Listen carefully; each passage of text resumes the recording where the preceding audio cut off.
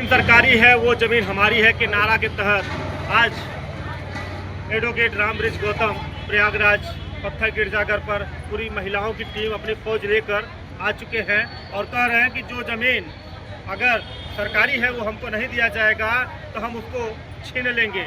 और आखिर प्रयागराज डीएम से, मुख्यमंत्री जी से और प्रधानमंत्री जी से पूरा अपील किए हैं कि इस जमीन को गरीबों को दिया जाए। जिसके पास रहने के लिए नहीं है, जिसके पास बोने के लिए नहीं है, वो जमीन गरीबों में बांट दिया जाए। आखिर आज संविधान मेला व संविधान महोत्सव आज मना रहे हैं, तो आखिर 30 दिनों तक ये गांव-गांव चलकर पैदल यात्रा करके लोगों को जगाने का काम किए हैं। तो आइए हम बात करते हैं कि आखिर इन्होंने ये जो संविधान को जगाने का प्रयास किया है, आखिर इनकी क्या मंशा है, आखिर क्या लोगों के दिलों में आज ये बस चुके हैं, आखिर इनको डॉन भी कहा जाता है। आइए हम इनसे बात करते हैं। क्या नाम है, पहले नाम बताइए।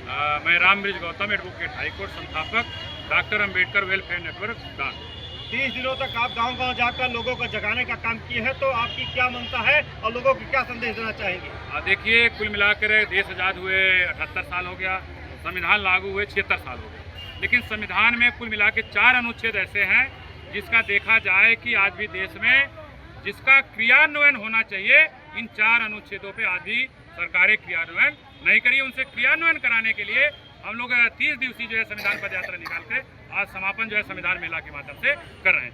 वो 4 अनुच्छेद क्या है? संविधान के अनुच्छेद 39 ख में संपत्ति के राष्ट्रीयकरण की और बंटवारे की बात करी। पहले प्रधानमंत्री से लेकर आज के प्रधानमंत्री नरेंद्र मोदी साहब हैं, आज तक किसी ने एक ढेले भर का काम नहीं किया जो उनके ऊपर आरोप लगा रहा है। दूसरा जो है अनुच्छेद 15 है, अनुच्छेद 13 है, अनुच्छेद 17 जो है छुआछूत मुक्त भारत की बात बनाने की बात करती है, लेकिन आज भी देखा जाए हमारे देश में छुआछूत बरकरार है। इसी तरह से अनुच्छेद 13 है जो रूढ़िवादी परंपरा को निगलेक्ट करने की बात करता है और वैज्ञानिकता को आगे बढ़ाने की बात करता है। लेकिन अगर देखा जाए आज भी अगर हम बात करें आपके चैनल के माध्यम से, हमारा बहुजन समाज आज भी उस रूढ़िवादी परंपरा में फंसा हुआ है। हम 15 की बात करें, जो जातिवाद और जो है कि जात विहीन भेदभाव मुक्त भारत की बात, जात विहीन भारत बनाने की बात करते हैं, अनुच्छेद 15 ये करता है। तो देखा जाए आज भी देश में छुआछूत है, रूढ़िवादी परंपराएं हैं और भेदभाव, जात विहीन समाज नहीं बन पाया है। इन 4 अनुच्छेदों का चर्चा हम ग्रामीण क्षेत्रों में पदयात्रा निकाल करके इनके बीच करें। और जो हमारा मेन लक्ष्य है, जब हम पैदा होते हैं तो भूमिहीन होकर पैदा होते हैं और तथाकथित व्यवस्था के लोग जब पैदा होते हैं 100 बीघा काश्तकार होकर। ये किस तरह की विषमता है? अगर अनुच्छेद 39 ख पे काम हो गया होता तो निश्चित है जो कम्युनिस्टों की विचारधारा थी कि जो जमीन सरकारी है वो जमीन हमारी है, जल्दी बांटो उसर पड़ती जिनके पास नहीं है धरती, और धरती नहीं धनवानों की है मजदूर किसानों की, निश्चित है 39 ख पे काम किया होता तो आज हमको संविधान महोत्सव मनाने की जरूरत न पड़ती। सब 5-5 बीघे काश्तकार होते। हम इस आंदोलन को तब तक ले चलेंगे जब तक अनुच्छेद 39 ख पे काम वर्तमान सरकार क्रियान्वयन नहीं करती है। निश्चित है इस आंदोलन को हम ले चल रहे हैं, आज नहीं तो कल हमें भी जाना है, आने वाली इस परंपरा को आगे ले जाना है। निश्चित है हमारे बहुजन महापुरुष हों, चाहे बाबा साहेब हों, चाहे मानो काशीराम हो, तथा बुद्ध हों, जो विचारधारा है आने वाले समय में उनका सपना साकार करना है, हमारा लक्ष्य। आखिर 30 दिनों तक आप पैदल यात्रा चले, संविधान को जगाने का प्रयास किए लोगों को, मगर आपके जो लोग हैं वो विरोध भी किए हैं। तो आखिर बहुत सारे लोग आपका विरोध करते हैं और आप चलते जाते हैं, मगर इस पर क्या कहेंगे? देखिए, हमारा काम है कि हम बाबा साहेब की विचारधारा को मानने वाले हैं, तथागत बुद्ध के विचारधारा को मानने वाले हैं, मानव काशीराम साहब के विचार, हमें अपना काम करते जाना है। क्योंकि पूरे दुनिया में केवल एक सूरज है जो प्रकाश दिखाता है। पूरे दुनिया में सिंबल ऑफ नॉलेज जो डॉक्टर अंबेडकर हैं, 100 सिंबल ऑफ नॉलेज नहीं हुए। अगर देश आजाद पूरे बहुजनों को अगर कोई संगठित किया है तो एक मानव काशीराम साहब ने संगठित किया है। अगर 39 ख पे किसी भी सरकार ने ढेले भर का काम नहीं किया है तो उस आंदोलन को हम लेकर चल रहे हैं, जिसको तब तक लेकर चलते रहेंगे जब तक 39 ख का काम नहीं हो जाएगा। लोग आरोप करते हैं, लोग अगर देखिए अभी दिन डूब रहा है, हमारे भारत में छाया हो जाएगी, अमेरिका में जो है अभी धूप हो जाएगी, फिर जाकर कल हमारे यहाँ धूप होगी, अमेरिका में छाया रहेगी। तो निश्चित है जो सकारात्मक काम करेगा तो निश्चित है कि एक मानव साहब की बेचारगी में जब हाथी मोहल्ले में जाएगा कुत्ता भौंकना शुरू कर देगा। तो इसलिए हम अगर ये काम कर रहे हैं तो तथाकथित जो कुत्ते हैं वो भौंकना शुरू कर रहे हैं, निश्चित है ये काम हो जाएगा तो उनका भौंकना बंद।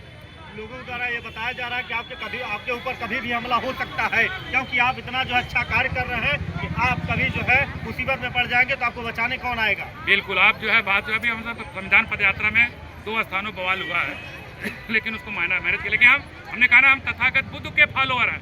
तथागत बुद्ध ने क्या कहा? जो पैदा हुआ है उसको एक दिन जाना है, हमें भी जाना है। अगर जिसको होगा पीछे ठोक देगा उससे चले जाएंगे, कोई होगा हमारा गला काट देगा उससे चले जाए। मरना है एक दिन में, ऐसा तो नहीं हम अमर होके आए, कोई अमर होके आए। तो हमें सकारात्मक बहुजन में जो हाशिए पर रहने वाले लोग हैं, जिस परिवार में मैंने जन्म लिया है, उनके लिए काम करते हुए न्यौछावर होना चाहते हैं। किसी प्रकार की दलाली, चमचागिरी या भ्रष्टाचारी या किसी बुराई करके नहीं मरना चाहते। आखिर बहन कुमारी मायावती जी का एक और कहना है कि हमारी जितनी माताएं बहनें हैं उन सबको एक निगाह से देखा जाए, और जो भारतीय जनता पार्टी की सरकार है, सबका साथ सबका विकास का जो नारा है, आखिर वाकई में क्या वो सच है या तो ऐसे खोखले? देखिए, इस पे जिस तरह आपने थोड़ा पार्टी लेवल पर बात करी है, इस पे आपके चैनल के माध्यम से कहना चाहिए, नो डाउट बहन जी पे, क्योंकि एक महिला जो आज तक शादी नहीं करी, हमारे लिए आयरन लेडी है, हमारे बहुजन समाज के लिए कुर्बान हो गई। और जब उनका सत्र आया, निश्चित है कि हम लोग गर्व से चाहे थाने में जाए या कहीं जाए थे, सम्मान पूर्वक आप कुर्सी दी जाती, पानी दी जाए, फिर आपका पूछा जाता भाई क्या समस्या, क्या सुना जाता था। लेकिन जिस तरह से अगर हमें हाथी के दो दांत की बात कहें, आज भी मैं गाँव के यमुना पार की 4 तहसीलें हैं, बारा है, करछना है, मेजा है, कुराव है। अगर 100 लोग रह रहे हैं, 60 लोगों के पास रजाई नहीं है, वो 10 साल पुरानी रजाई आज भी ओढ़ने का काम करते हैं। लेकिन हम आलोचनात्मक बुराई नहीं करें, लेकिन उस बहन जी से अगर पूछना चाहेंगे, क्या हमने ऐसे परिवारों कभी देखा?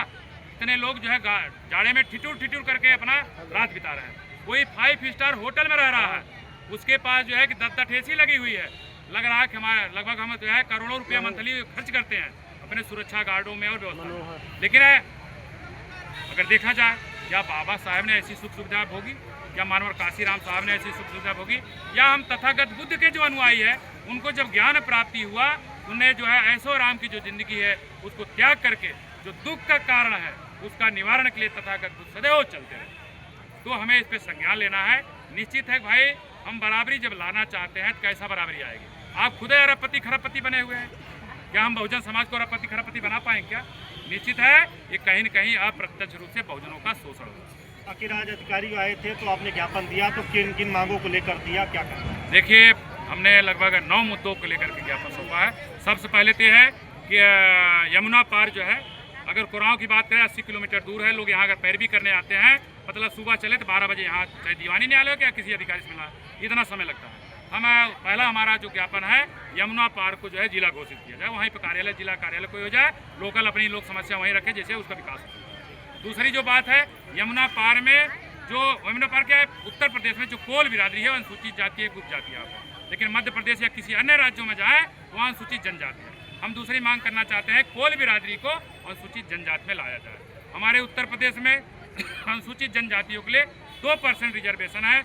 आने वाले समय में जो 403 विधानसभाएं हैं, अगर 2% रिजर्वेशन कर कहा जाए, 4 दूनी 8 सीटें अनुसूचित जनजातियों के लिए होती है।